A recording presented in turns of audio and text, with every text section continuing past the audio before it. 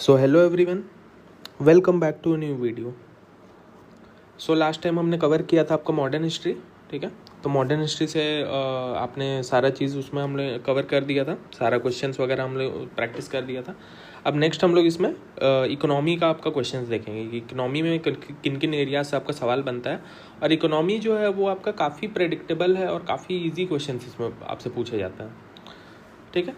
तो ये आपके लिए एक जैकपॉट हो सकता है, ठीक है। तो अब there is approximately 21 days left and आपका कल एक नोटिस भी आया रिगार्डिंग आपका JPSC जो कि 19th को कंडक्ट हो रहा है इन 2 phases। एक आपका 12 से 2 का स्लॉट है एंड एक आपका है 3 से लेके 5 PM का स्लॉट, ठीक है। तो होपफुली अराउंड 12th के आसपास आप लोग को आपका एडमिट कार्ड मिल जाएगा, ठीक है। अप्रॉक्सीमेटली 1 वीक पहले आपको आपका मिल जाएगा। ये आपको इतना बता दिया जाएगा कि आपका किस डिस्ट्रिक्ट में है, जस्ट लाइक लास्ट ईयर, ठीक है।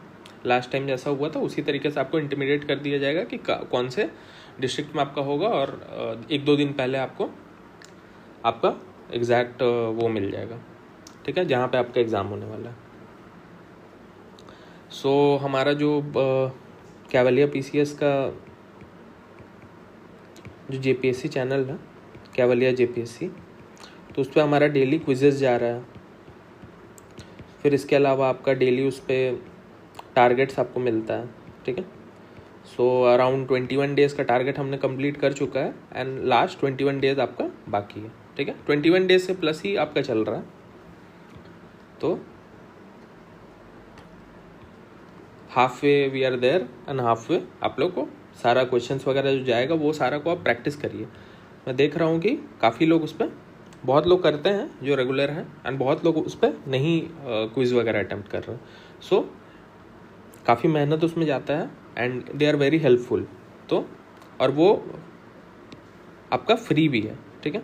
तो उन चीज़ों को आप प्रैक्टिस करिए। काफ़ी स्टैंडर्ड क्वेश्चंस उसमें पूछे गए हैं एंड दोज क्वेश्चंस आपका ये में आने का भी there are very high chances, ठीक है। सो इससे हम लोग स्टार्ट करते हैं। थोड़ा जल्दी हम लोग इसको कवर करने की कोशिश करेंगे, ठीक है। सबसे पहला असिस्टेंट कंजर्वेटर ऑफ फॉरेस्ट का क्वेश्चन है कि what is the correct priority of the following aspects in the green revolution. Green revolution में आपका करेक्ट एस्पेक्ट कौन सा है, ठीक है। तो सबसे पहले जो ग्रीन रेवोल्यूशन में आपका था, तो ग्रीन रेवोल्यूशन में आपका सबसे पहले क्या था, सबसे जो हाई फोकस पे था that is high yielding seeds. सबसे पहला फोकस आपका हाई यील्डिंग सीड्स था। तो इन दोनों में से आंसर होना इसमें चाहिए, ठीक है। तो ये दोनों आपका एलिमिनेट हो जाएगा, ठीक है। उसके अराउंड अब हम लोग को देखना है कि 1 पहले आएगा या 3 पहले आएगा, ठीक है। तो हाई यील्डिंग सीड्स का था, उसके बाद इरिगेशन का था, देन उसके बाद फर्टिलाइजर्स का था। तो इसका आंसर आपका हो जाएगा C, ठीक है। तो ये आपका क्रोनोलॉजी होगा। तो ग्रीन रेवोल्यूशन के बारे में थोड़ा सा जान लेते हैं। ये कब हुआ था, 1960s में हुआ था। उसके बाद फिर इसमें सबसे पहले वीट पे ध्यान दिया गया था, ठीक है। आईकार वगैरह सेटअप किया गया था और आपका जैसे FCI हो गया, FCI इन इसको आपका ये पे आपको मिला हुआ था, इसको आपका जिम्मेदारी मिला हुआ था फॉर फूड प्रोक्योरमेंट वगैरह करना, इसका डिस्पर्सल करना, PDS वगैरह को फैलाना, ठीक है। उस समय पर फूड इनसिक्योरिटी का काफ़ी इशू था, तो ये सारे चीज़ को बनाया गया था। उसके बाद फिर आपका MSP को भी इसी समय बनाया गया था। MSP को आपका लागू किया गया था, ठीक है, टू सपोर्ट द फार्मर्स, ठीक है। फार्मर्स गवर्नमेंट की तरफ से सपोर्ट रहता था सो दैट प्रोडक्शन इसमें और बढ़े, ठीक है। तो उस समय पे green revolution was backed by, green revolution किसके समय पे था, it was backed by Lal Bahadur Shastri, ठीक है। लाल बहादुर शास्त्री जी के द्वारा उनका ये किया हुआ था एंड इंदिरा गांधी, ठीक है, इंदिरा गांधी जी के द्वारा था। तो बस इतना ही आपके लिए इसमें इंपॉर्टेंट है देखना। नेक्स्ट हम देखेंगे who was the first deputy chairman of planning commission of India. तो पहला deputy chairman planning commission of India के कौन थे, तो इसका आपका आंसर हो जाएगा C राजागोपालाचारी। तो इसमें ये सारे में आपका नहीं है ना, ठीक है। इसका आपका आंसर हो जाएगा गुलजारी लाल नंदा, ठीक है। इसका आपका आंसर हो जाएगा गुलजारी लाल नंदा। ये सारा ऑप्शंस ये है और इस पे सबको आपका ये मिल जाएगा, ठीक है।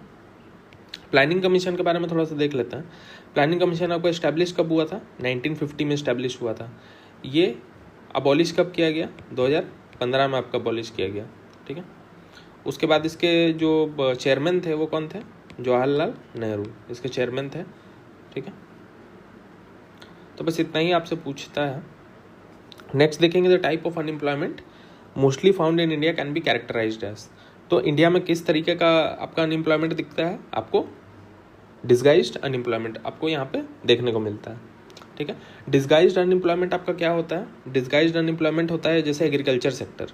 एग्रीकल्चर सेक्टर में एक फैमिली में 4 लोग हैं, ठीक है, और 4 लोग एक ही फील्ड पे वर्क कर रहे हैं, ठीक है। तो कमा एक ही इंसान रहा है उस ये से, बट उसका यूटिलाइजेशन काफ़ी लोग कर रहे हैं। तो इसी को हम लोग बोलते हैं डिस्गाइज्ड अनएम्प्लॉयमेंट, ठीक है। बहुत लोग अनएम्प्लॉयड है बट ऐसा लग रहा है कि दे आर एम्प्लॉयड, ठीक है। साइक्लिकल क्या होता है? साइक्लिकल एम्प्लॉयमेंट मतलब कि आपका सीजनल टाइप का होता है, कभी उस पर बूम होगा, कभी रिसेशन आएगा, ठीक है। तो उस टाइप का वो अप्स एंड डाउन्स उस बिजनेस में चलता रहता है। फ्रिक्शनल अनएम्प्लॉयमेंट क्या होता है? फ्रिक्शनल अनएम्प्लॉयमेंट आपका हो जाता है जैसे कि a person is changing the job, ठीक है। उस समय पे जब वो चेंज करता है तो उस समय पे उसके पास कोई जॉब नहीं होता है, तो उसको आप वो जो उस समय पे जब वो फ्रिक्शन में रहता है तो उसको हम लोग बोलते हैं फ्रिक्शनल अनएम्प्लॉयमेंट, ठीक है।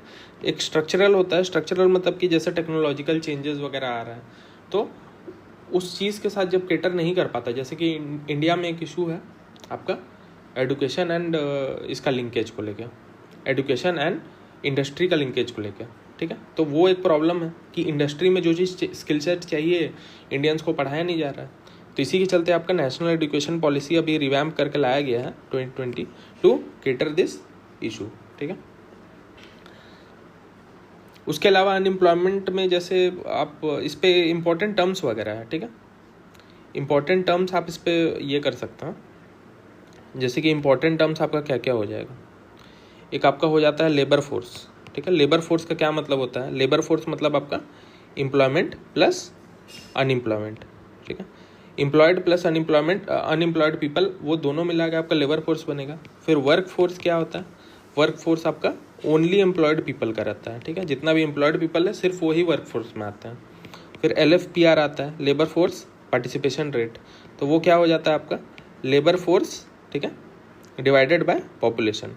पॉपुलेशन के अंदर कितना लोग है जो कि लेबर फोर्स के लिए एलिजिबल है। फिर एक आपका आता है वर्कर पॉपुलेशन रेशियो, तो वर्कर पॉपुलेशन रेशियो आपका क्या हो जाता है? वो आपका हो जाता है जो वर्कफोर्स का टोटल जो ये है,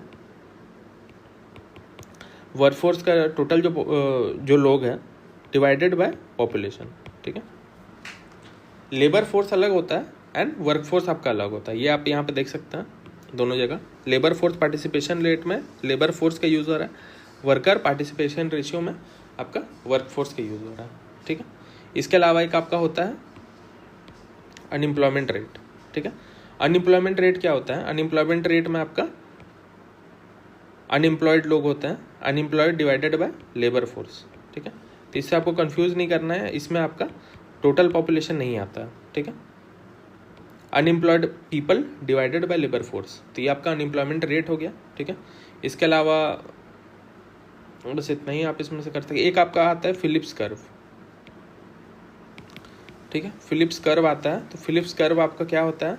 it is inflation is inversely proportional to unemployment, ठीक है। इन्फ्लेशन और अनएम्प्लॉयमेंट का एक इन्वर्स रिलेशनशिप है, क्योंकि जब इन्फ्लेशन बढ़ता है तो अनएम्प्लॉयमेंट घटता है, ठीक है, लोगों को रोजगार मिलता है, बिकॉज एग्रीगेट डिमांड बढ़ता है, ठीक है। और इन्फ्लेशन जब घटता है तो अनएम्प्लॉयमेंट आपका बढ़ जाता है, ठीक है, क्योंकि उस समय पे जो डिमांड है दैट इज रिड्यूसिंग, ठीक है। नेक्स्ट हम देखेंगे पॉवर्टी गैप। पॉवर्टी गैप आपको क्या होता है? The difference between the poverty line and actual income levels of all those living below it, ठीक है। तो पॉवर्टी गैप आपका पॉवर्टी लाइन और एक्चुअल इनकम के बीच का जो गैप है उसको हम लोग बोलते हैं। नेक्स्ट हम देखेंगे who wrote the book planned economy for India, तो ये आपका लिखा हुआ था M विश्वेश्वरैया जी के द्वारा, ठीक है। नेक्स्ट हम देखेंगे डिवैल्यूएशन मीन्स। डिवैल्यूएशन का क्या मतलब होता है? तो डिवैल्यूएशन का मतलब आपका होता है lowering the value of one currency in comparison to a foreign currency. ठीक है, तो इसका देखिए, इसका दो अलग अलग कॉन्सेप्ट है। ठीक है, एक आपका होता है डिवैल्यूएशन, ठीक है, एक आपका होता है रीवैल्यूएशन। ठीक है, इसके अलावा एक आपका होता है डेप्रिसिएशन और एक आपका होता है अप्रिसिएशन। ठीक है, तो डिवैल्यूएशन और revaluation is done by the government itself. ठीक है, गवर्नमेंट खुद से करती है। एंड डेप्रिसिएशन अप्रिसिएशन आपका मार्केट फोर्सेस से होता है। ठीक है, ये फॉरेन गवर्नमेंट्स करती है। तो डिवैल्यूएशन मतलब कि इंसान खुद का ही जो वैल्यू ऑफ करेंसी है उसको डिग्रेड कर रहा है टू बूस्ट द एक्सपोर्ट्स। ठीक है, एक्सपोर्ट्स को बूस्ट करने के लिए ये किया जा रहा है। ठीक है, नेक्स्ट हम देखेंगे black money. Black money is a counterfeit currency, illegally earned money. ठीक है, ये सारा चीज काउंटरफिट तो एग्जैक्टली नहीं होता है। इलीगली अर्न्ड मनी, हाँ ब्लैक मनी हो सकता है illegally earned, but is this statement correct? ठीक है, डेफिनेशन के अकॉर्डिंग ये करेक्ट है,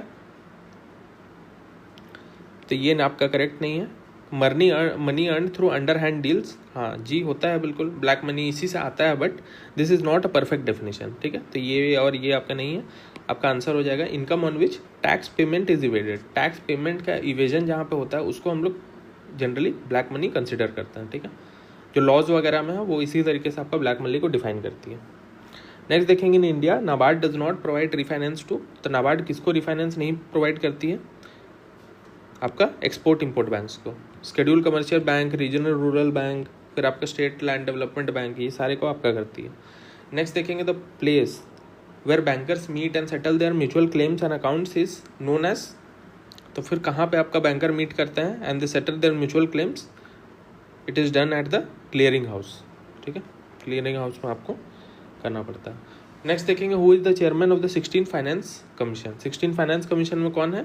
ये आपका है डॉक्टर अरविंद पनागड़िया।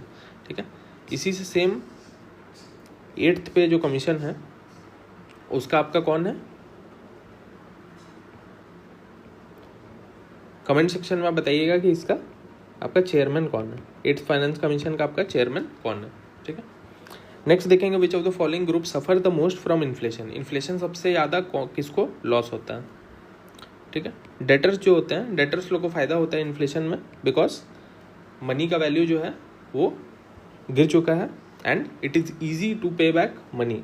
ठीक है, तो इसलिए डेटर लोग को फायदा हो जाता है, आसान हो जाता है। पहले जो चीज़ 100 रुपये का था आज 110 रुपये हो गया। ठीक है, तो आपका जो टोटल लोन लिया हुआ है वो तो आपका बढ़ेगा नहीं। मान के चलिए आप 200 रुपया लोन लिए हैं, तो 200 रुपया में जब आप 100 रुपया भरेंगे तो आपको, अगर आप 110 रुपये भरते हैं तो आपको ईजिली भरना, आप उसको भर सकते हैं। तो इन्फ्लेशन के चलते यही होता है कि आपका वैल्यू इन्फ्लेट हो जाता है, जिसके चलते आपको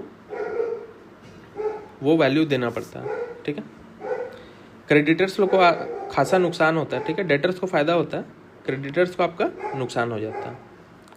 ठीक है,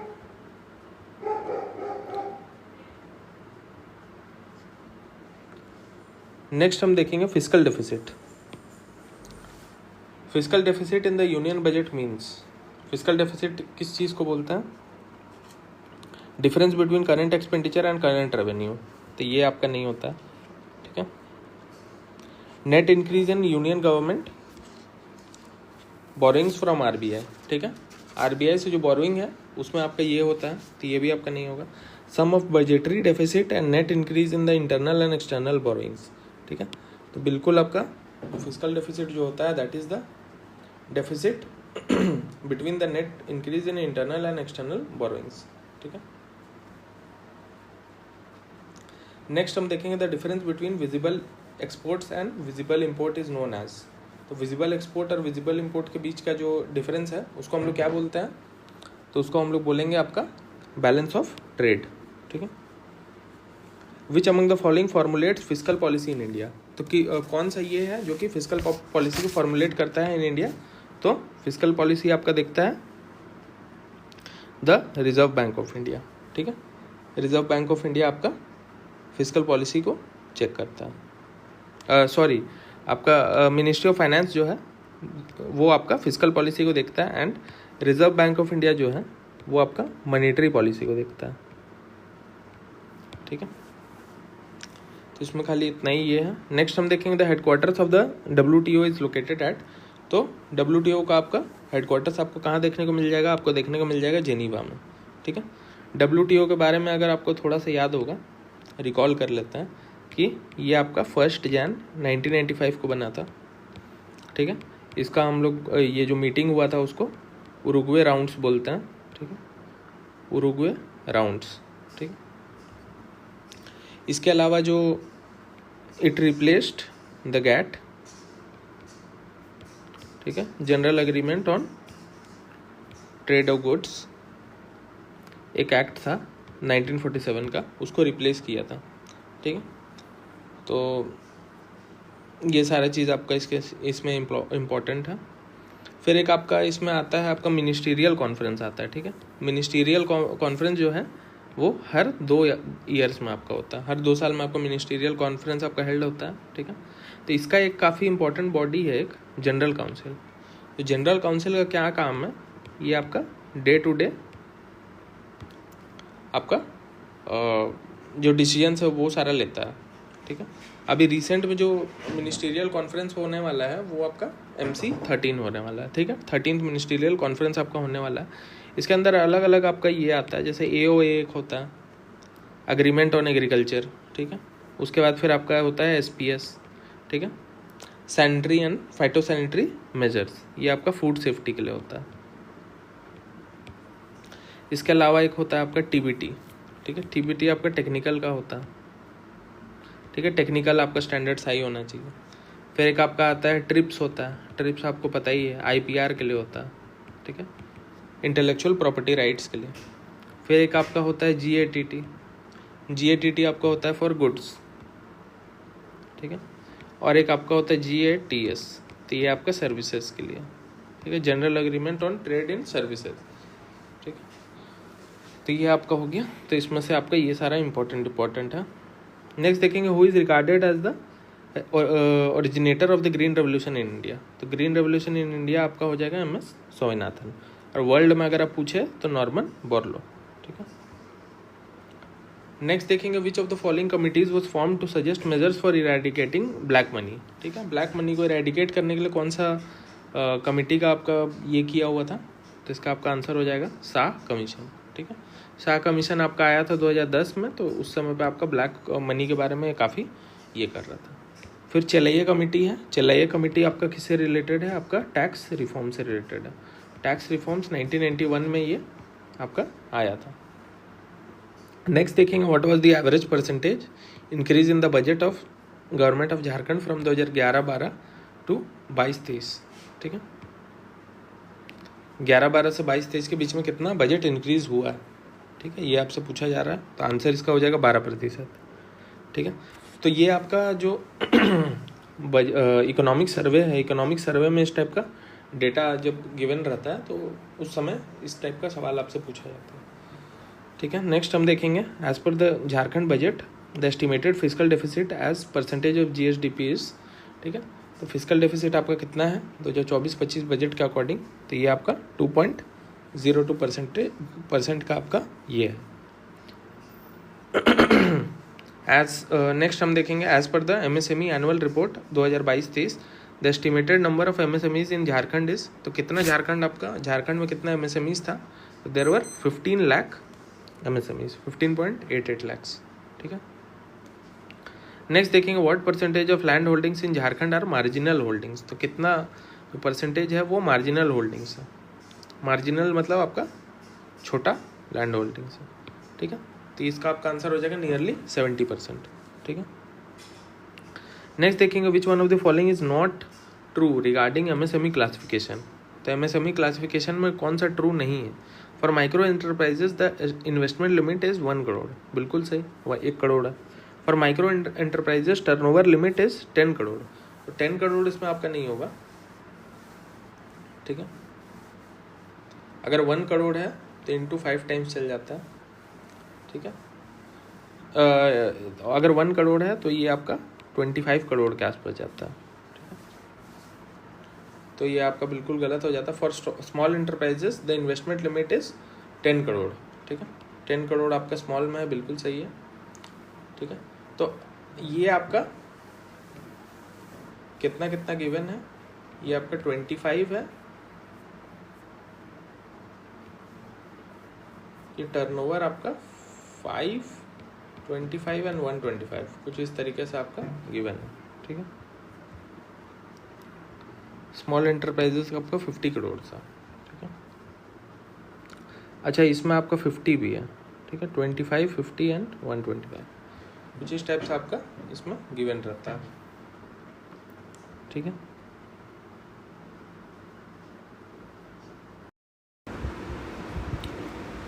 फिर हम इसमें देखेंगे आपका फॉरेस्ट रेंज ऑफिसर 2025 का जीएस पेपर का इसमें क्वेश्चंस आ गया, ठीक है। National development council was set up in, तो नेशनल डेवलपमेंट काउंसिल आपका कब सेटअप हुआ था, आपका 1952 में सेटअप हुआ था, ठीक है।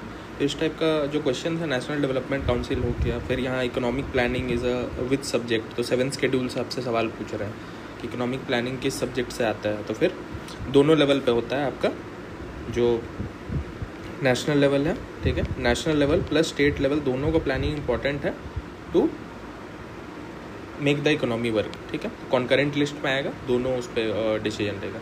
फिर हम देखेंगे take off stage in an economy. Take off stage क्या होता है, टेक ऑफ जब कोई ये टेक ऑफ जब करता है तो धीरे धीरे करके वो ग्रो करता है, ठीक है। टेक ऑफ जब प्लेन करता है तो उसका ट्रेजेक्टरी कुछ इस तरीके से रहता है, वो इस तरीके से ऊपर जाता है। तो ये क्या है, ये आपका स्टेडी ग्रोथ है, ठीक है। इस समय पर स्टेडी ग्रोथ आपका देखा जा सकता है। नेक्स्ट देखेंगे planning in India derives it's objective from, तो प्लानिंग इन इंडिया किस ये से अपना ऑब्जेक्टिव डिराइव करता है, ये आपका डिराइव करता है फ्रॉम द डीपीएसपी, ठीक है। डीपीएसपी अंडर आर्टिकल 36 to 51, ठीक है। तो डीपीएसपी आई होप आप लोग को डीपीएसपी पता होगा, क्योंकि पॉलिटी पॉइंट ऑफ व्यू से काफ़ी इंपॉर्टेंट है। सारा आर्टिकल्स आप लोग को पता रहना चाहिए, फंडामेंटल राइट्स का सारा आर्टिकल आपको पता रहना चाहिए, एंड फंडामेंटल ड्यूटीज़ के अंदर आपको 51 सब क्लॉज भी आपको याद रखना चाहिए, ABCDEFGH इस तरीके से, एंड प्रियम्बल में जो भी आपका इंपॉर्टेंट वर्ड्स वगैरह है वो आपको याद रखना चाहिए। नेक्स्ट हम देखेंगे कॉन्सेप्ट ऑफ 5 ईयर प्लान्स, ठीक है। 5 ईयर प्लान्स काफ़ी इंपॉर्टेंट है, इससे बार बार सवाल आपसे पूछा जाता है। तो 5 ईयर प्लान्स का कॉन्सेप्ट जो है, it was introduced by Jawaharlal Nehru, ठीक है। फिर हम देखेंगे India opted for a mixed economy through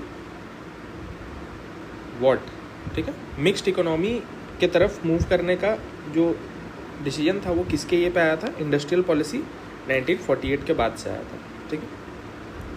next देखेंगे ना, under developed economy is generally characterised by, under developed economy किस तरीके से कैरेक्टराइज किया जाता है, लो पर कैपिटा इनकम, ठीक है।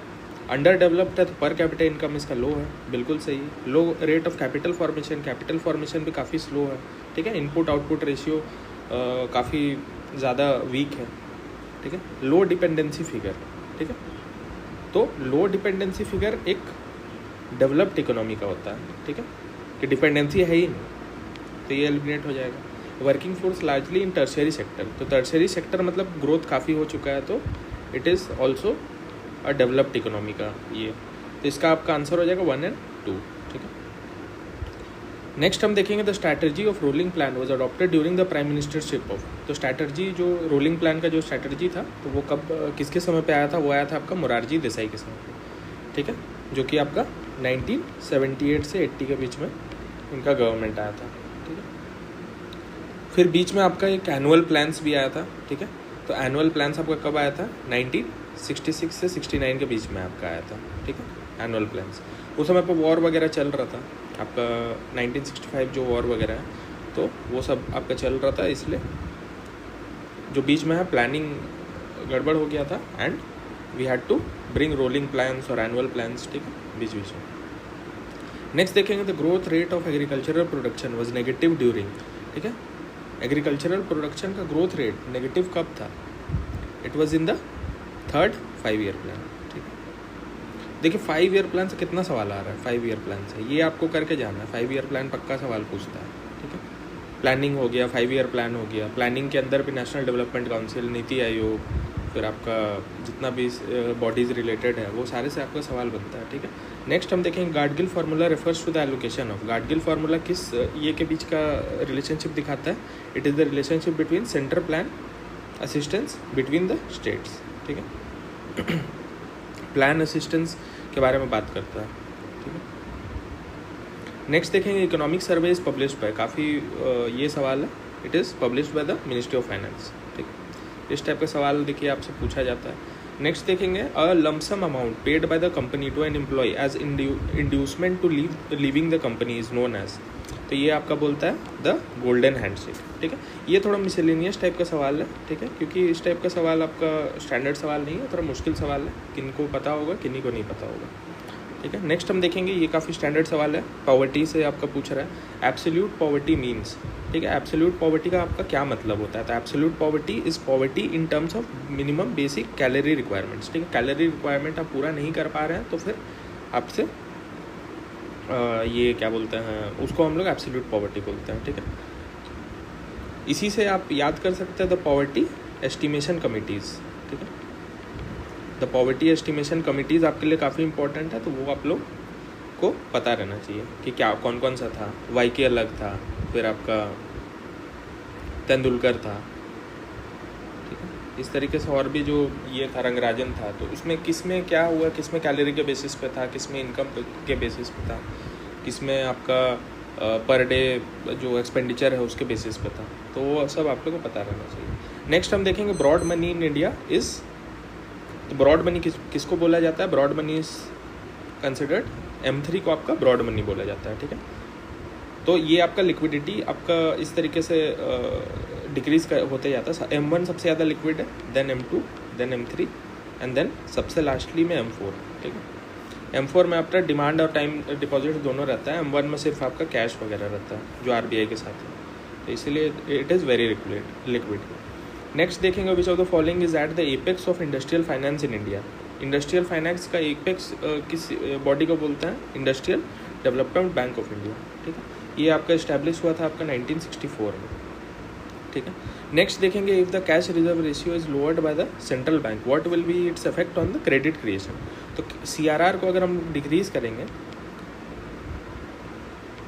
कैश रिजर्व रेशियो को अगर हम लोग डिक्रीज करते हैं, तो बैंक्स के पास ज़्यादा पैसा रहता है टू लेंड, ठीक है। अब ज़्यादा पैसा रहेगा लेंड करने के लिए, तो क्रेडिट क्रिएशन क्या होगा, इंक्रीज होगा, ठीक है। नेक्स्ट हम लोग देखते हैं विच of the following statement is correct, कौन सा करेक्ट है बोल रहा है, ठीक है, ये चीज़ देखना इंपॉर्टेंट है। The FRBM physical responsibility and budget management act concerns, ठीक है, किसको कंसर्न करता है, physical responsibility and budget management, ये आपका both physical and revenue deficit को इम्पैक्ट करेगा, ठीक है। तो इससे आप याद कर सकते हैं FRBM जो एक्ट है वो आपको 3% के अंदर रहने बोलता है and it was recommended by NK Singh committee, ठीक है। तो ये भी आपसे पूछ सकते हैं FRBM से रिलेटेड कौन सा कमेटी है, तो it is NK Singh committee, ठीक है।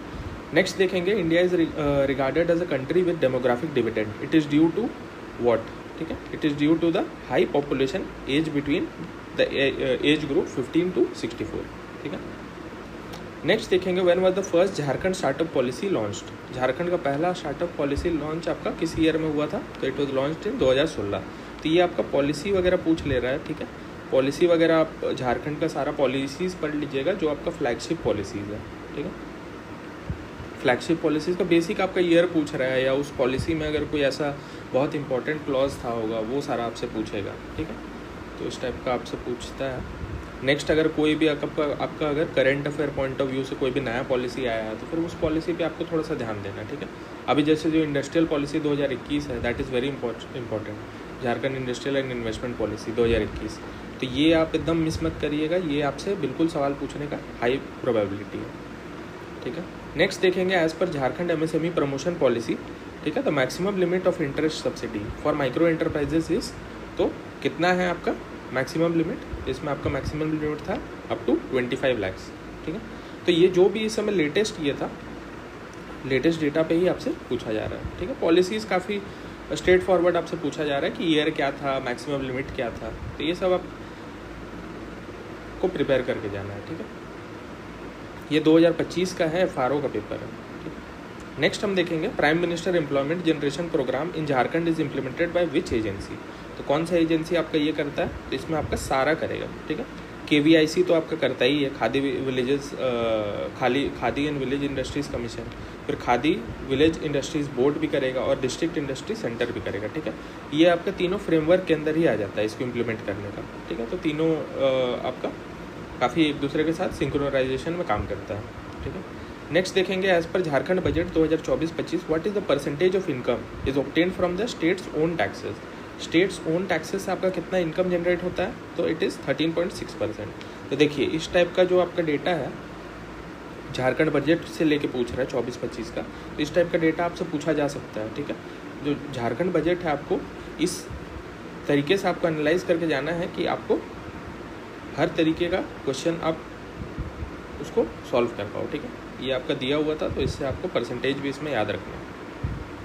नेक्स्ट हम देखेंगे, when did the Jharkhand government declared is first corporate social responsibility policy. Corporate social responsibility policy आपका कब लॉन्च हुआ था, 12, 13, 15, 18। तो ये आपका इसमें सारा ऑप्शंस गलत है, ठीक है। ये 2020 में आपका आया था, ठीक है। करंट अफेयर्स में काफ़ी न्यूज़ में था कि कौन सा जो गवर्नमेंट है जो सबसे पहले इस पॉलिसी को CSR पॉलिसी को आपका ये मतलब लागू किया था, ठीक है। तो CSR में आपका 2% ऑफ जो आपका जो प्रॉफिट्स है उसमें से आपको सोशल कॉज के लिए आपको डोनेट करना पड़ता है, मतलब डोनेट नहीं, मतलब इन्वेस्टमेंट करना पड़ता है उस तरीके से, ठीक है। तो वो आपको देखना पड़ेगा। नेक्स्ट हम देखेंगे, which among the following is not a theme of the union budget presented in July. देखिए यूनियन बजट से आपका सवाल पूछती है। यूनियन बजट का कल ही वीडियो आया है, सर ने वीडियो डाला है यूनियन बजट के ऊपर, तो वो बजट का वीडियो आपके लिए काफ़ी इंपॉर्टेंट है, ठीक है। यूनियन बजट से तो आपका 100% सवाल आपका बनता है, जो भी रिसेंट बजट जो भी है उससे आपका 100% सवाल बनता है, ठीक है। तो ये आपको देखना है, ठीक है। तो इसमें आपका बोल रहा है it is not a theme. Theme क्या क्या था, थीम आपका एम्प्लॉयमेंट था, स्किलिंग था, MSME था, ठीक है।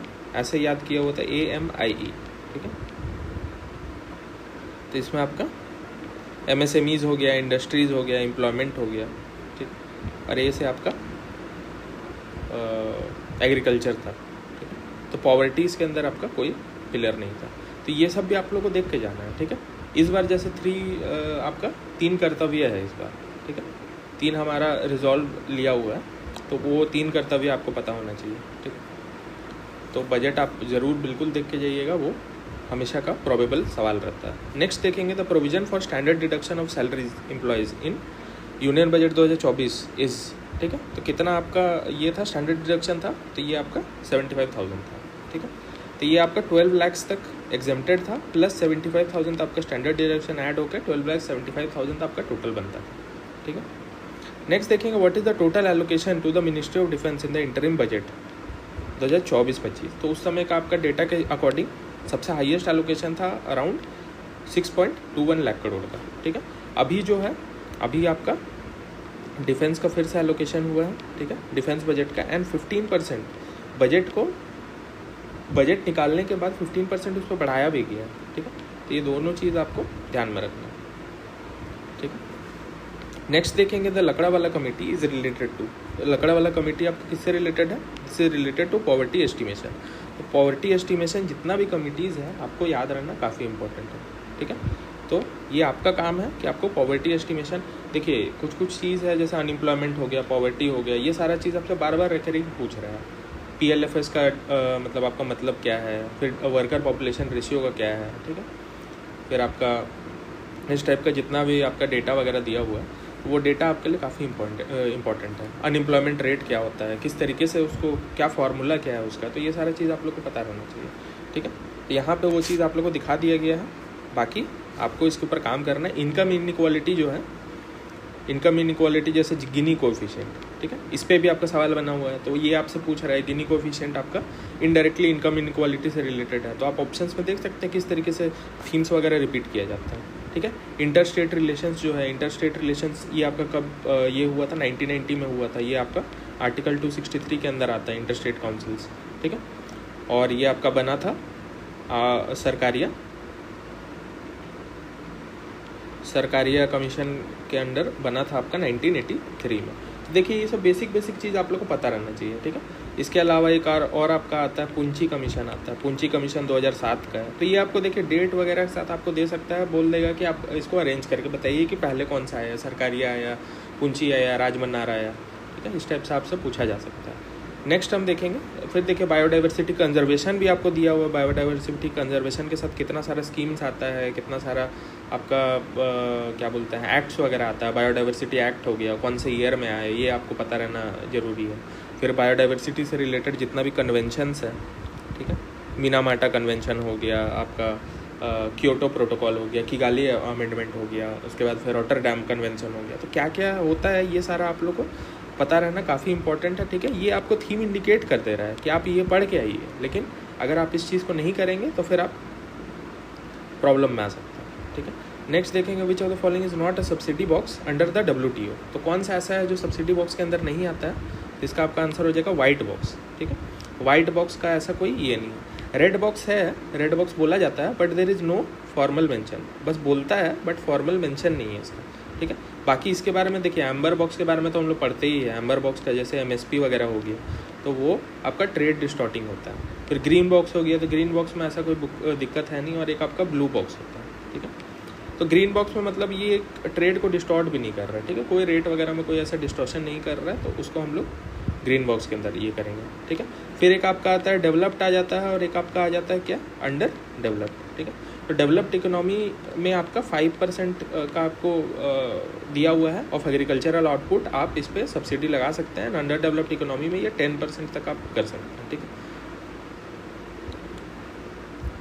तो ये सारा आप लोग के लिए इंपॉर्टेंट है। देखिए WTO काफ़ी इंपॉर्टेंट थिंग है। तो WTO के बारे में जितना चीज़ आप लोग को कब इस्टेब्लिश हुआ, कहाँ उसका हेडक्वार्टर है, फिर WTO के अंदर आपका जैसे GATT का क्या मतलब है, GATS का क्या मतलब है, इसके इस तरीके से जितना भी चीज़ है वो सारा आपके लिए काफ़ी इंपॉर्टेंट है, ठीक है।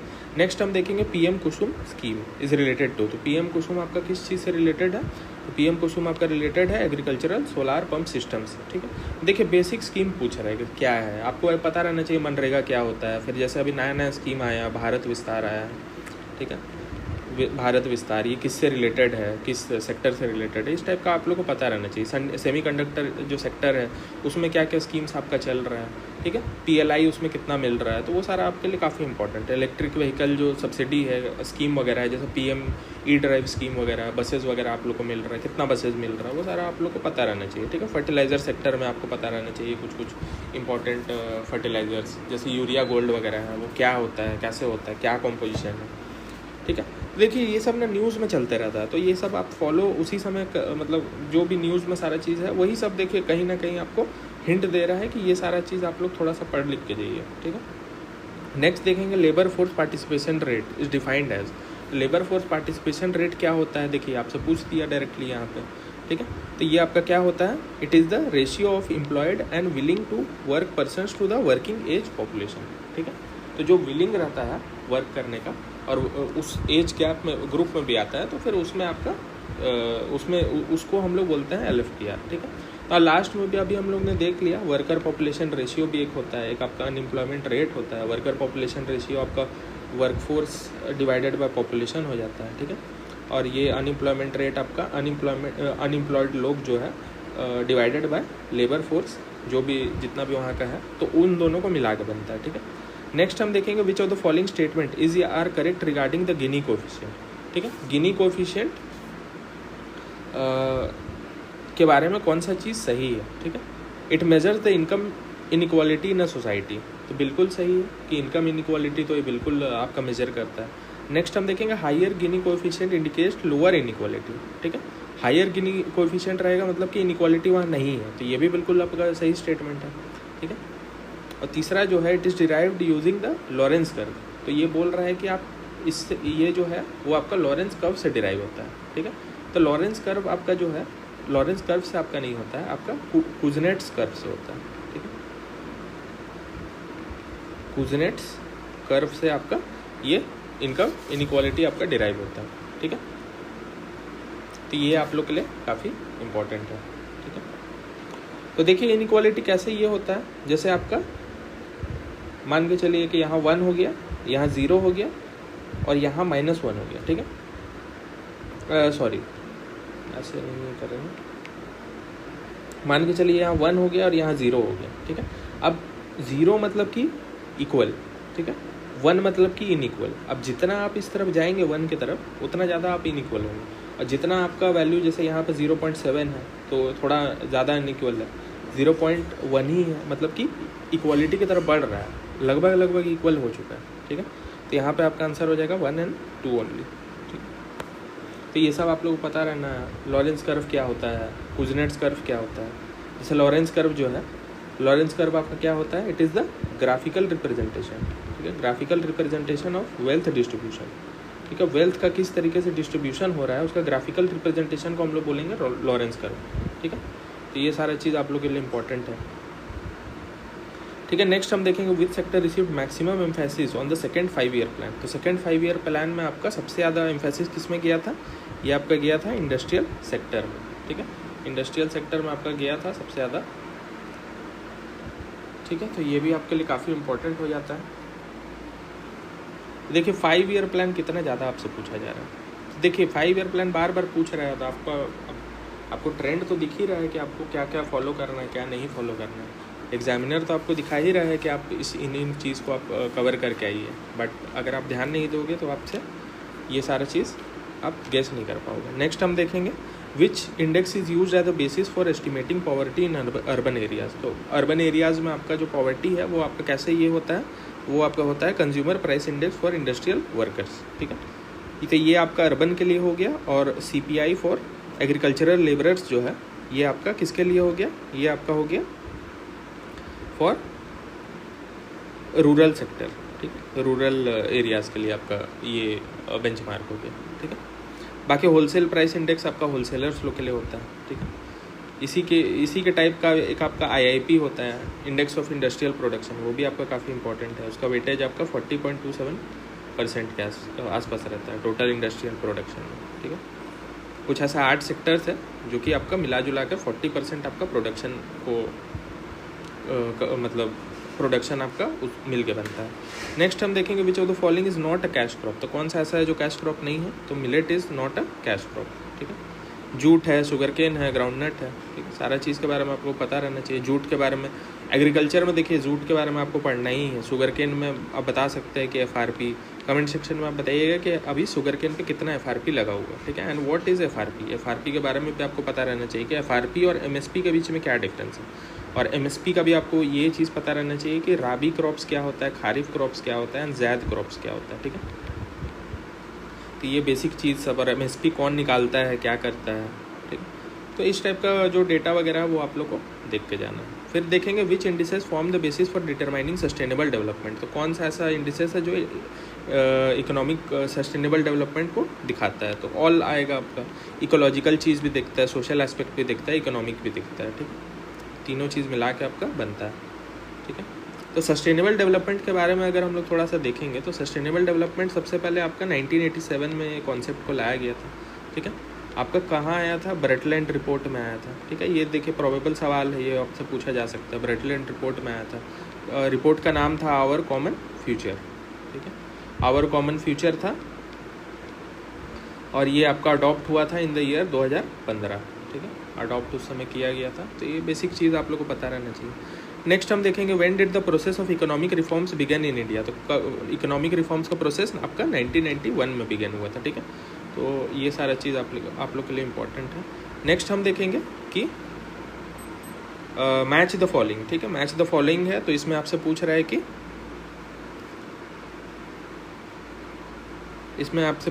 कि प्राइस डिस्क्रिमिनेशन कहाँ से है, ठीक है। IBRD, तो देखिए IBRD आपका ब्रेटन वुड्स ही हो जाएगा, ठीक है। विशियस साइकिल ऑफ पॉवर्टी भी आपका रैगनार नोट्स हो जाएगा। लैंड रिफॉर्म्स आपका लैंड कंसोलिडेशन, ठीक है, बिल्कुल सही है। एंड प्राइस डिस्क्रिमिनेशन आपका लैंड मोनोपोली, तो आपका आंसर हो जाएगा A, ठीक है। तो ये सारा आपका सही है। तो देखिए इस तरीके से आपसे पूछ सकता है, ठीक है। तो ब्रेटन वुड्स आप लोगों को पता रहना चाहिए, IBRD ही होगा, तो वो तो आप नहीं ये कर सकता। लैंड रिफॉर्म आपका लैंड कंसोलिडेशन के लिए काम कर रहा था। तो देखिए 2 चीज़ तो आप कर सकते थे, 2 चीज़ आप मिला सकते थे, ठीक है। फिर विशियस साइकिल ऑफ पॉवर्टी आपका रैगनार नोस्ट होगा या कुछ और होगा, तो इस पर थोड़ा सा आप लोग को दिमाग लगाना पड़ता। बट बहुत जिनको देखा हुआ है वो तो ठीक है, लेकिन 2 चीज़ तो आपको मैच कर ही लेना चाहिए, ठीक। बेसिक सवाल था। नेक्स्ट हम देखेंगे consider the following statement about banking in India. तो बैंकिंग इन इंडिया के बारे में पूछ दिया है। तो देखिए इस टाइप का सवाल एक आध दो ठो आता है, तो आप लोग को फोकस करना है कि आप लोग को इस सवाल पे फोकस नहीं करना है, ठीक है। ये मिसलेनियस टाइप का सवाल है, किसी का सही होगा किसी का गलत होगा, तो इस टाइप का सवाल पर आप ध्यान मत दीजिए। जो बेसिक जो हर बार जो रिपीटिंग जो क्वेश्चंस है, थीम्स है, उस पर आप ध्यान दीजिएगा, ठीक है। Total 36 types of banks operate in Jharkhand, बिल्कुल सही है। देर आर 3231 बैंक ब्रांचेस थे, ये भी सही है। And there are 12 public sector banks in Jharkhand, तो ये तीनों सही है, ठीक। तो इसका आपका आंसर हो जाएगा ऑल ऑफ दी अबव। तो ये सारा इसमें से सही है। और नेक्स्ट हम देखेंगे in 2006 which corporation was established by Jharkhand. तो कौन सा ऐसा कॉरपोरेशन है which was establish in Jharkhand. तो झारखंड में आपका इस्टेब्लिश हुआ था Jharkhand silk textiles and handicraft corporation, ठीक है। तो ये आपका इस्टेब्लिश किया गया था। नेक्स्ट देखेंगे which of the following is included in revenue expenditure of the government. तो revenue expenditure of the government में कौन सा इंक्लूड किया जाता है। तो ये आपका सैलरीज हो गया, पेंशन हो गया, इंटरेस्ट, ग्रांट एंड सब्सिडीज हो गया, ठीक है। जो भी रिकरिंग पेमेंट्स है आपका, वो आपका इसमें आता है, ठीक है, रेवेन्यू एक्सपेंडिचर में। कैपिटल एक्सपेंडिचर में आपका क्रिएशन ऑफ एसेट्स वाला चीज़ आ जाएगा, फिर एक्सपेंडिचर ऑन फॉरेन एड वगैरह आ जाएगा, तो वो आपका सारा कैपिटल में आ जाएगा। जो भी लॉन्ग टर्म हो जाता है, और ये देखिए ये आपका इसमें बेसिक सा नेचर आप देख सकते हैं कि नॉन मतलब जैसे एसेट क्रिएशन जो होता है वो लॉन्ग टर्म होता है, ठीक है, और ये जो है वो रिकरिंग वगैरह का है, ठीक है। तो ये आपका एक चीज़ हो जाता है। नेक्स्ट हम देखेंगे India's year on year GDP growth rate declined in 2022-23 to कितना परसेंट, ठीक है। तो कितना परसेंट से ये डिक्लाइन हो गया था। तो इट डिक्लाइंड बाय 7%, ठीक है। ईयर ऑन ईयर बेसिस पे पूछ रहा है कि कितना डिक्लाइन हुआ था, तो 7% आपका डिक्लाइन हो गया था। तो ये आपके लिए इम्पोर्टेंट है, ठीक है। अच्छा एक और बात, जैसे यहाँ पे वर्ल्ड बैंक वगैरह हो गया, IMF वगैरह हो गया, तो IMF आपके लिए काफ़ी इंपॉर्टेंट। तो ब्रेटन वुड्स जो है कब इस्टेब्लिश हुआ था, 1944 में, ठीक है। ये सब जो बेसिक डेटा है आपका, USA इसमें आपका मेजर वो है, ठीक है। उसके अलावा जैसे IMF है, इसमें दो चीज़ आता है ना, एक आपका IMF आ जाता है और एक आपका IBRD आ जाता है, international bank of reconstruction and development, ठीक है।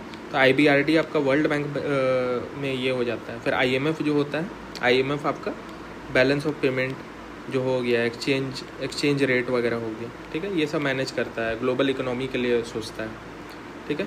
IBRD जो है वो आपका वॉर टोन जो इकोनॉमीज़ है, जब उस समय पर वॉर चल रहा था, तो वर्ल्ड वॉर 2 जब ख़त्म हुआ था उसके बाद ये वो लोगों को डेवलपमेंट करने के लिए ये कर रहा फंड कर रहा था, ठीक है। ये भी आपका 1945 में आपका बना था, ठीक है। तो कोलैप्स हुआ था, तो कोलैप्स आपका ग्लोबल इकोनॉमी कोलैप्स कर गया था, तो फिर उसको हम लोग क्या बोलते हैं, निक्सन शॉक बोलते हैं, ठीक है। निक्सन शॉक आपका 1971 में आया था, ठीक है, क्योंकि इतना ज़्यादा आपका इन्वेस्टमेंट हो गया था, मतलब वॉर में इतना ज़्यादा इन्वेस्टमेंट कर दिया गया था कि नॉर्मल चीज़ के लिए पैसा उतना था नहीं, ठीक है। नेक्स्ट हम देखेंगे अकॉर्डिंग 12 5-year प्लान। देखिए 5-year प्लान फिर से पूछ दिया। 12 5-year plan agricultural growth during the 11th 5-year plan was mainly due to. तो 12th 5-year प्लान में आपका एग्रीकल्चरल ग्रोथ कैसे हुआ था, it was due to the focus on yield gap within the existing technologies, ठीक है। Technology उस समय डेवलप हो रहा था और इम्प्रोवाइज किया जा रहा था। नेक्स्ट हम देखेंगे as per the 6th economic census the share of rural and urban economic activities in total economic activities is. तो आपका रूरल और अर्बन में, ठीक है, अर्बन इकोनॉमिक एक्टिविटीज़ में क्या शेयर है, ये आपसे पूछा जा रहा है। तो ये उस समय के अकॉर्डिंग आपका 59 and 40% का आपका शेयर बन रहा था, ठीक है। 60-40 का रेशियो था ऑलमोस्ट, ठीक है। नेक्स्ट हम देखेंगे the Rangarajan committee on disinvestment recommended that the equity divested in the public sector industries कुछ गो अप टू, ठीक है। कितना तक ये जा सकता था, जो उस समय पे कमिटी ये बोला था, तो ये बोल रहे थे कि 49% तक जा सकता है and 74% in exceptional cases. But अभी अगर आप देखेंगे तो अभी बहुत जगह आपका 100% भी हमारा दिया हुआ है, 74% भी है, 49 भी है, तो डिपेंड करता है कि कौन सा सेक्टर है, ठीक है। नेक्स्ट हम देखेंगे India's largest source of external financing currently is. तो largest source of external finance का कौन सा सोर्स है, तो ये आपका हो जाएगा सर्विस एक्सपोर्ट्स, ठीक है। नेक्स्ट देखेंगे what was the wholesale inflation rate in India during the financial year 2022, ठीक है। देखिए इस टाइप का सवाल पूछ रहा है कि होलसेल इन्फ्लेशन क्या है, तो उस समय पे आपका 13% था, ठीक है। होलसेल इन्फ्लेशन आपका 13% चल रहा था बिकॉज ऑफ कोविड के चलते काफ़ी दिक्कत हुआ था। नेक्स्ट हम देखेंगे यहाँ पे what is true regarding planning in India. तो प्लानिंग इन इंडिया से क्या चीज़ ट्रू है, तो देखिए प्लानिंग फिर से आपसे पूछ दिया। प्लानिंग के बारे में हम लोग ने क्या पढ़ा था कि नेशनल प्लानिंग जो कमेटी है, नेशनल प्लानिंग कमेटी है, जवाहरलाल नेहरू के ये में हुआ था, 1938 में हुआ था, ठीक है। फिर 1937 में अगर आप याद करेंगे तो वर्धा रेजोल्यूशन हुआ था, ठीक है। वर्धा रेजोल्यूशन हुआ था, it was also on planning, ठीक है। प्लानिंग कहीं भी पूछे तो मोस्टली वो जवाहरलाल नेहरू जी के ये से रिलेटेड है, ठीक है। अच्छा, यहाँ पे स्टेटमेंट्स यहाँ पे नहीं है, ठीक है, यहाँ पे स्टेटमेंट्स नहीं है, तो कुछ प्रिंटिंग मिसमैच हुआ होगा, ठीक है। नेक्स्ट छोड़िए, हम लोग नेक्स्ट देखते हैं। In India's fiscal federal system which of the following is not a current method of resource transfer from centre to state, ठीक है। कौन सा सही मेथड नहीं था, तो मतलब अभी करेंटली जो नहीं चल रहा है, तो ट्रांसफर से अंदर गाडगिल फार्मूला, वो एक पर्टिकुलर पीरियड के लिए लाया हुआ था to tackle a specific inconvenience, ठीक है।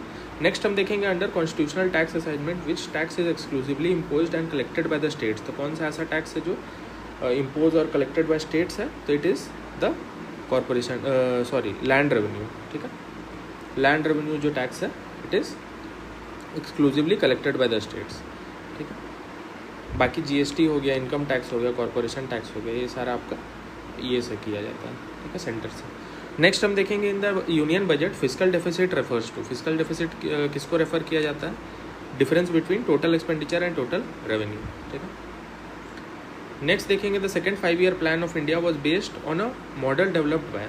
तो सेकंड 5 ईयर प्लान कौन सा मॉडल पे था, तो it was on the P C Mahalanobis model, ठीक है। देखिए 5 ईयर प्लान बहुत ज़्यादा रिपीट हो रहा है, 5 ईयर प्लान को आप एकदम बाय हार्ट करके जाइएगा, क्योंकि ये पक्का आपसे पूछने का आपका चांसेस बहुत ज़्यादा, ठीक है। नेक्स्ट देखेंगे what is the correct chronological order of development indicators. तो डेवलपमेंट इंडिकेटर्स का सही क्रोनोलॉजिकल ऑर्डर क्या है, ठीक है। तो सबसे पहले आपका कौन सा ये आया था, सबसे पहले आपका पर कैपिटा इनकम आया था, ठीक है।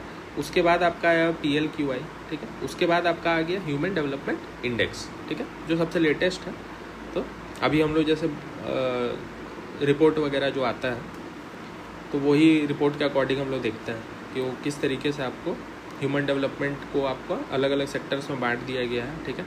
सिर्फ अब वो पर कैपिटा नहीं रह गया है, but it also sees the quality of life, ठीक है। स्टैंडर्ड ऑफ लिविंग क्या है, हेल्थ क्या है, एजुकेशन क्या है, तो ये सारा चीज़ उसमें देखा जाता है। नेक्स्ट हम देखेंगे in India headline inflation is measured by. तो हेडलाइन इन्फ्लेशन आपका किस ये से मेजर किया जाता है, तो ये आपका CPI कंबाइंड से मेजर किया जाता है, ठीक है, हेडलाइन इन्फ्लेशन। कमेंट सेक्शन में आप बताइएगा what is core inflation and headline inflation और कोर इन्फ्लेशन में क्या डिफरेंस है, ठीक है, तो ये आप कमेंट सेक्शन में बताइएगा। नेक्स्ट हम देखेंगे based on NITI Aayog composite index which of the following states is not a front runner. तो इसमें से कौन सा स्टेट है which is not a front runner. तो फ्रंट रनर क्या होता है, जो अभी अभी आपका डेवलप कर रहा है। तो हिमाचल प्रदेश डेवलप कर रहा है, केरला डेवलप कर रहा है, तमिलनाडु कर रहा है, बट गुजरात पहले से ही आपका अच्छा खासा डेवलप कर चुका है, ठीक है। तो आंसर आपका गुजरात हो जाएगा। नेक्स्ट हम देखेंगे which of the following is not a Bretton Woods institution. तो कौन कौन सा था, IMF था, वर्ल्ड बैंक था, ठीक है।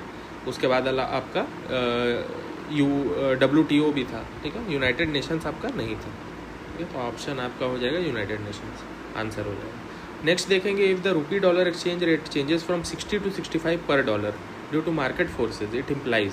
क्या बोल रहा है कि 60 से 65 डॉलर आपका हो गया, ठीक है, मार्केट रेट हो गया 60 to 65। अब इसमें आपका क्या देखने को मिलेगा, तो इसमें आपका जो पहले 1 रुपया आपका 60 रुपीज़ था, तो 1 रुपया अब आपका $1 आपका अब 65 हो गया। मतलब कि अगर आप इसको ये करेंगे तो फिर आपका डिप्रिसिएशन हुआ है, ठीक है, आपका डिप्रिसिएशन हुआ है ये का, ठीक है। और डीवैल्यूएशन और रीवैल्यूएशन क्या होता है, जो खुद से करता है, अपना बैंक खुद से करता है, तो वो हो गया। और ये मार्केट फोर्सेस के चलते होता है, ठीक है। इसका आंसर आपका हो जाएगा डिप्रिसिएशन। तो ये देखिए ये चीज़ आपका रिपीट कर रहा है, डिप्रिसिएशन, डिवैल्यूएशन, अप्रिसिएशन, रिवैल्यूएशन क्या क्या होता है, बैलेंस ऑफ ट्रेड क्या होता है, बैलेंस ऑफ पेमेंट क्या होता है। तो ये सारा चीज़ आपका बार बार रिपीट हो रहा है, तो ये चीज़ आप देख के जाइएगा। नेक्स्ट हम देखेंगे who is the first in India to discuss the concept of poverty line. देखिए पॉवर्टी से फिर से पूछ दिया, तो पॉवर्टी लाइन का कॉन्सेप्ट कौन सबसे पहले लेके आया था, तो ये आपसे पूछ रहा है। तो पॉवर्टी लाइन का आपका जो कॉन्सेप्ट है दैट वाज ब्रॉड बाय दादा भाई नारोजी, ठीक है। पॉवर्टी लाइन का आपका दादा भाई नारोजी लेके आया था। नेक्स्ट हम देखेंगे which dimensions are critical in the assessment of poverty. तो कौन कौन सा ऐसा डायमेंशन है जो आपका पॉवर्टी को ये करने के लिए ज़रूरी है। तो यहाँ ऐसे दिया नहीं हुआ है, बट क्या क्या डायमेंशंस आपका हो जाता है। एक आपका हेल्थ हो जाता है, ठीक है। हेल्थ में आप जैसे एक इंटेंसिटी ऑफ पॉवर्टी भी आपका होता है, ठीक है। एब्सोल्यूट पॉवर्टी होता है। तो देखिए पॉवर्टी से बार बार आपका सवाल पूछ रहा है, तो इसमें आपका क्या क्या डायमेंशन आएगा। हेल्थ आएगा, आपको हेल्थ नहीं मिला, आपको एजुकेशन नहीं मिला तो भी आप पुअर हैं, आपका लिविंग स्टैंडर्ड्स जो है वो कम है, तभी भी आप नहीं ये कर पाएंगे, ठीक है। नेक्स्ट हम देखेंगे in government financing helicopter money refers to. Helicopter money हम लोग किसको बोलते हैं, तो हेलीकॉप्टर मनी आपका द मनी विच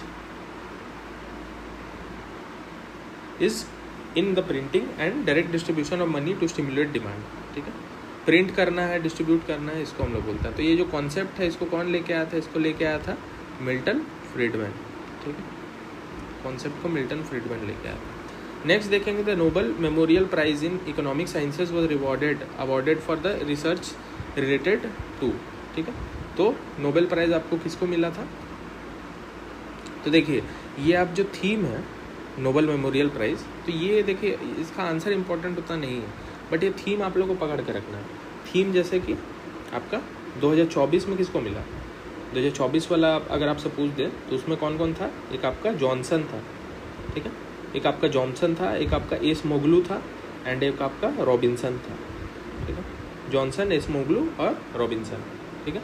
और इनका क्या ये था, इनका था जो रिसर्च का नाम हाउ इंस्टीट्यूशंस आर फॉर्म्ड, ठीक है। हाउ इंस्टीट्यूशंस आर फॉर्म्ड, ये उनका काम था, ठीक है। उसके अलावा अगर हम लोग देखें तो 2025 में आपका कौन कौन सा है, ये आपका है मुखायर है, ठीक है, एगियन है, बस इनका एक एक आपको नाम याद कर लेना है, ठीक है। और हॉविट है, ठीक है, मुखायन, एगियन और हॉविट, तो ये तीनों आपका इसमें ये है। तो ये आपका इनोवेशन ड्रिवन इकोनॉमिक ग्रोथ के ऊपर ये लोग काम किए हैं, ठीक है, इसलिए ये लोग इतना फेमस है, ठीक। तो ये सारा चीज़ देखिए आप लोगों को करके जाना है। देखिए नोबेल प्राइज़ आपसे हमेशा पूछता है, अभी भी इस बार भी 2025 में जो मिला आप लोग को हर क्षेत्र में देखना है कि लिटरेचर में किसको मिला, फिजिक्स में किसको मिला, तो ये सारा चीज़ आप लोग को देख कर रखना है, ठीक है। नेक्स्ट हम देखेंगे which of the following institutions are part of the World Bank. देखिए वर्ल्ड बैंक आपसे पूछ रहा है, IMF पूछ रहा है, बार बार पूछ रहा है, तो फिर ये आपको इंडिकेट कर रहा है कि आप ये करिए, आप इसमें से याद ईजिली कर सकते हैं। अभी 10 बार रिपीट कर दिया। 1945 में IBRD बना, ठीक है, फिर IDA बना आपका, इसके अंदर 4-5 बॉडीज़ आता है ना, तो IDA आपका कंसेशनल लोन्स देता है, ठीक है, 1960 में आपका बना। उसके अलावा आपका IFC हो गया, इंटरनेशनल फाइनेंस कॉरपोरेशन, ये आपका 1956 में बना। तो देखिए ईयर वगैरह आपसे पूछ सकता है, तो ये आपका प्राइवेट फाइनेंसिंग में आपका प्राइवेट सेक्टर को फाइनेंस करता है। फिर आपका MIGA हो गया, MIGA आपका रिस्क एवर्जन करता है, ये 1988 में बना था, ठीक है। फिर एक आपका था ICSID, तो ये आपका इन्वेस्टमेंट डिस्प्यूट के लिए काम करता है और ये 1966 में बना था, ठीक है। तो क्रोनोलॉजिकली आप इसको देख सकते हैं, सबसे पहले IBRD बना, उसके बाद फिर आपका IBRD के बाद आपका IFC बना, उसके बाद फिर IDA बना, IDA के बाद आपका ICSID बना, फिर 1988 में आपका MIGA बना, ठीक है। तो ये सारा आपके लिए काफ़ी इंपॉर्टेंट है, आप लोग इसको देख लीजिएगा। नेक्स्ट हम देखेंगे what are the types of economic development, ठीक है। इकोनॉमिक डेवलपमेंट का टाइप्स क्या है, तो एक आपका बैलेंस्ड इकोनॉमिक ग्रोथ होना चाहिए, ठीक है। फिर अनबैलेंस्ड तो कुछ सुना नहीं हुआ, अनबैलेंस्ड कोई ऐसा टर्म है नहीं, ठीक है। प्रोग्रेस इकोनॉमिक ग्रोथ भी नहीं होता है कुछ, तो और एक ग्रोथ तो आपका ये होता है, ठीक है। तो इसमें आपका आंसर हो जाएगा 1 और 4, ठीक है। ये क्वेश्चन का फ्रेमिंग थोड़ा सा ये है, ऑप्शन यहाँ पे आपका है नहीं, ठीक है। 1 के साथ आपका सिर्फ 2 है,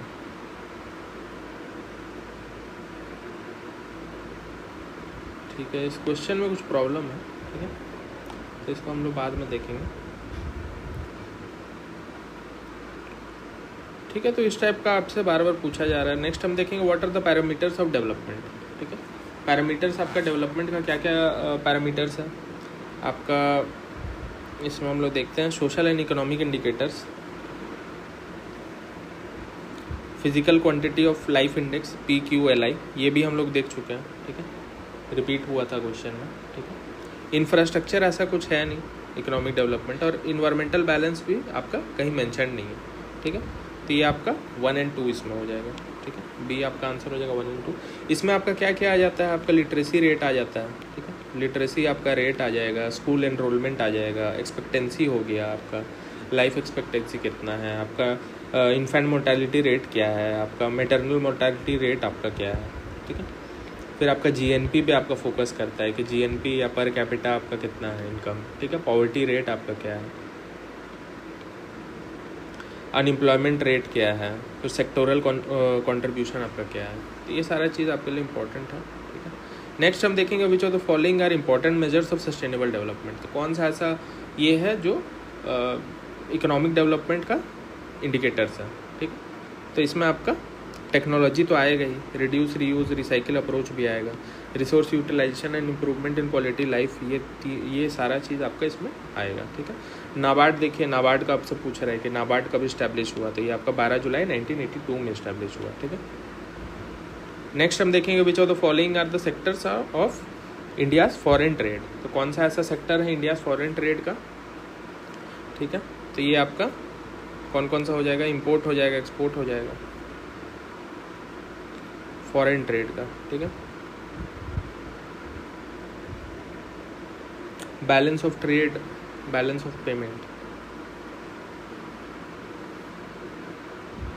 ठीक है, तो इसका आपका 1 और 2 होना चाहिए, इंपोर्ट एंड एक्सपोर्ट। नेक्स्ट देखेंगे nationalisation of 14 commercial banks in India took place on. देखिए नेशनलाइजेशन आपसे पूछ लिया कि कमर्शियल बैंक्स का आपका नेशनलाइजेशन आपका कब हुआ था। तो काफ़ी मुश्किल सवाल है क्योंकि ये एग्जैक्ट डेट और मंथ वगैरह भी पूछ लिया। ठीक है, तो देखिए इससे आप लोग क्या देख सकते हैं, SBI नेशनलाइजेशन वो वाला जो था, फिर आपका RBI का नेशनलाइजेशन कब हुआ। तो इस टाइप का जो थीम वगैरह है ये आपसे पूछा जा सकता है। ठीक है, तो ये सब आप लोग को ध्यान में रखना है। नेक्स्ट हम देखेंगे LIC corporation of India was established in. तो LIC कौन से ईयर में इस्टेब्लिश हुआ था, तो आपका 1956 में इस्टेब्लिश हुआ था। बड़ा बड़ा ऑर्गेनाइजेशन आपको याद रखना है।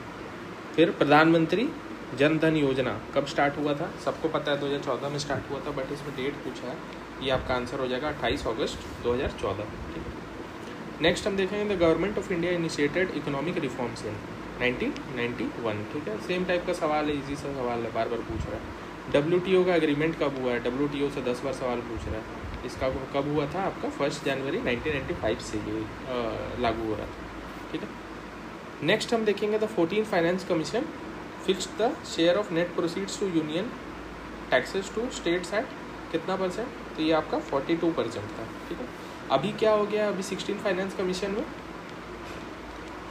अभी 41 हो गया है। इसका कौन ये है, अरविंद पनगड़िया जी इनके चेयरमैन है। ठीक है, इसमें कौन कौन है उसके अलावा, एक आपका एनी जॉर्ज है। ठीक है, उसके बाद आपका मनोज पांडा है, फिर सौम्या कांति घोष है। ठीक है, उसके बाद T रविशंकर है। तो ये लोग इस ये में है। ठीक है, तो इस बार आपका बोल रहा है कि 41% आपका जो डेवल्यूशन है उसको रिटेन किया जाएगा। ठीक है, ये सारा चीज़ आपको बोला जा रहा है। उसके बाद फिर आपका इसको याद करने का कैसे है, मैंने इससे जो 15 फाइनेंस कमीशन को याद किया था, आईपैड, फॉरेस्ट, टैक्स, ये सब। ठीक है, तो आई से आप क्या याद कर सकते हैं, आई से आपका इनकम डिस्ट्रीब्यूशन, तो ये 42.5% अब इसको वेटेज मिला हुआ है। फिर पॉपुलेशन हो गया, पॉपुलेशन 17.5 है। ठीक है, फिर आपका एरिया के हिसाब से हो गया, तो एरिया इस बार 10% है। फिर डेमोग्राफी आपका हो गया, डेमोग्राफी भी आपका 10% है। ठीक है, फिर आपका फॉरेस्ट भी आपका 10% है। और टी से आपका टैक्स एफर्ट्स इस बार वो आपका 0 कर दिया गया। ठीक है, तो ये सारा आपके लिए देखिए इम्पोर्टेंट है, आप लोग को ये सारा पढ़ के जाना है। बाकी इस बार आपका कितना पेमेंट हुआ है, 9.47 लाख करोड़ का आपका पेमेंट हुआ है। ठीक है, आपका पैसा दिया हुआ है to the urban local bodies और वो सारा। ठीक, 4.4 लाख करोड़ आपका रूरल को मिला है, 3.6 लाख करोड़ आपका अर्बन को मिला है। ठीक, जो परफॉर्मेंस 80% आपका बेसिक ग्रांट्स है, ठीक है, एंड 20% आपका परफॉर्मेंस बेस्ड ग्रांट्स है, ठीक है, परफॉर्मेंस बेस्ड ग्रांट्स वगैरह, तो ये आपके लिए इम्पॉर्टेंट है। नेक्स्ट हम देखेंगे इनइक्वालिटी री एग्जामिन्ड, ठीक है, इनइक्वालिटी री एग्जामिन्ड, तो ये आपका कौन ये किए थे, ये आपका अमर्त्य सेन किए थे। प्राइस ऑफ इनइक्वालिटी आपका किए थे जोसेफ स्किल्स, ठीक है। Inequality what can be done, तो ये आपका एंथनी एटकिंसन, ठीक है। और द इकोनॉमिक्स ऑफ इनइक्वालिटी आपका किए थे थॉमस पिकेटी, ठीक है। तो आंसर इसका आपका हो जाएगा बी, ठीक है। तो देखिए ये सब आपका काफ़ी टफ लेवल का सवाल है, तो ये सब आप छोड़ सकते हैं, ठीक है, क्योंकि ये कहीं बहुत रेयरली इतना कोई देख के जाता है, ठीक है, तो टफ लेवल का सवाल है। नेक्स्ट इसमें हम लोग देखते हैं कि मैच द फॉलोइंग करना है, तो नरसिम्हा कमेटी आपको पता है बैंकिंग सेक्टर रिफॉर्म से ही रिलेटेड है। तेंदुलकर आपका पॉवर्टी एस्टिमेशन है। देखिए कमिटीज़ कैसे पूछ रहे हैं, चलैया हो गया आपका टैक्स रिफॉर्म्स, ठीक है, चलैया हो गया विजय केलकर हो गया, तो ये सारा के बारे में आप लोगों को पता रहना है, ठीक है। चक्रवर्ती आपका फाइनेंशियल सेक्टर रिफॉर्म्स है। तो 3-4 भी अगर आपको पता है तो आप इसको आंसर पे आपको इजीली आप यहाँ पे आ सकते हैं, ठीक है। नेक्स्ट हम देखेंगे the methodology used for poverty estimation based on 61st NSSO report around 2004-5 was, ठीक है। तो इसमें दोनों चीज़ को लिया था, यूनिफॉर्म रिकॉल मेथड को लिया था और मिक्स्ड रिकॉल मेथड, दोनों को इसमें लिया था, ठीक है। नेक्स्ट देखेंगे the national manufacturing policy was introduced in, national manufacturing policy आपका कब इंट्रोड्यूस किया हुआ था, तो ये आपका इंट्रोड्यूस किया था आपका 2011 में, ठीक है, 2011 में आपका इंट्रोड्यूस किया हुआ था, ठीक है। उसके बाद हम लोग देखेंगे the special economic zone policy was first introduced in, ठीक है। स्पेशल इकोनॉमिक जोन आपका कब इंट्रोड्यूस किया था, 2000 में आपका किया था, ठीक है।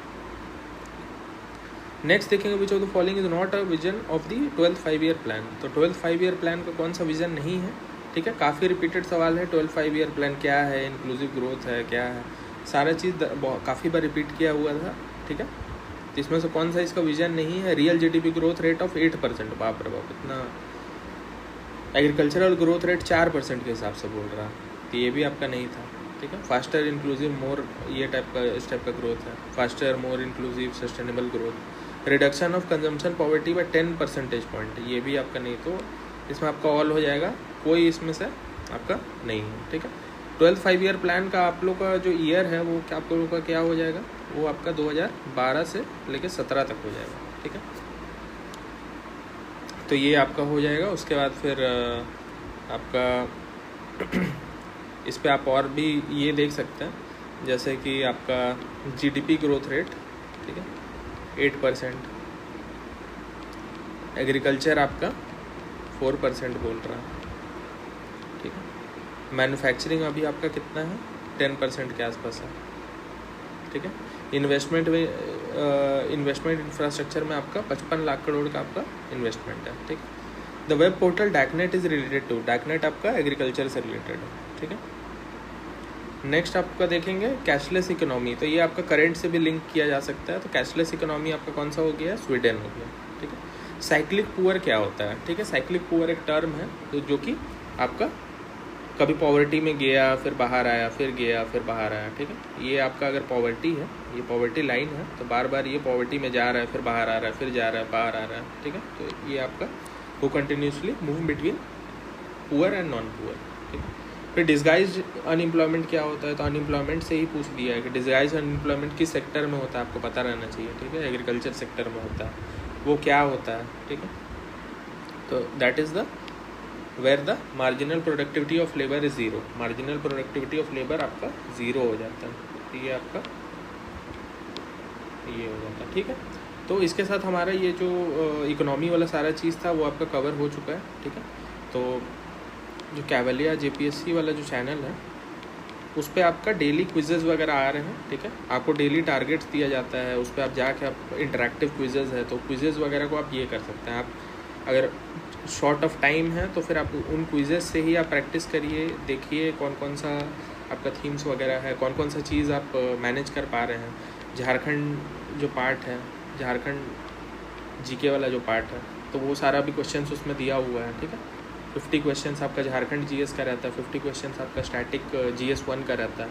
तो वो सारा चीज़ आप वहाँ से प्रैक्टिस कर सकते हैं, ठीक है। बिकॉज अल्टीमेटली लास्ट में आपको टाइम मैनेजमेंट करना है, प्रैक्टिस करना है, ठीक है। तो वो सारा चीज़ आप अच्छे से आप करिए, ठीक है। सारा टारगेट्स वगैरह उस पर डाला जा रहा है, प्लस हमारा जो जेपीएससी कंपेंडियम है तो वो सारा आप कंपेंडियम वगैरह को आप देख सकते हैं, ठीक है। 240 पेजेस में काफ़ी इलेबोरेट मतलब काफ़ी जो कंसाइज जो ये है, जितना आपका PYQs है, PYQs से जितना भी जो ट्रेंड्स को मैप करके उसको बनाया गया है, ठीक है, ताकि आपको ज़्यादा ना पढ़ना पड़े, ठीक है। क्योंकि इंग्लिश मीडियम में आपका यही प्रॉब्लम आ जाता है कि इंग्लिश मीडियम में आपको किताब अवेलेबल होता नहीं है, ठीक है। और अगर किताब होता भी है तो वो 800 पेज 900 पेज, ठीक है, 800-900 पेजेस का किताब रहता है। तो फिर आप मतलब उसमें पढ़ने में काफ़ी दिक्कत होता है। और हिंदी में जो किताब अवेलेबल है तो हिंदी में बहुत लोग हिंदी जिनका मीडियम नहीं है उनको काफ़ी इशू होता है, ठीक है। तो जेपीएससी कंपेंडियम भी आपका आ चुका है, तो वो आप रेफ़र कर सकते हैं, ठीक है। बाकी इसी के साथ मिलते हैं नेक्स्ट वीडियो में। So thank you.